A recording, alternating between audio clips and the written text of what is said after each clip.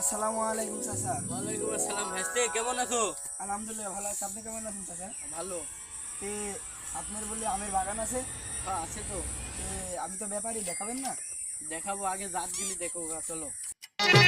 সন্ধ্যাবেলা বেগুন ক্ষেত্রে করতে গেলাম চুরি, বেগুন অমনি আমার হাতটা নিল ধরি, ভৈরা নিয়া ভৈরা দিল,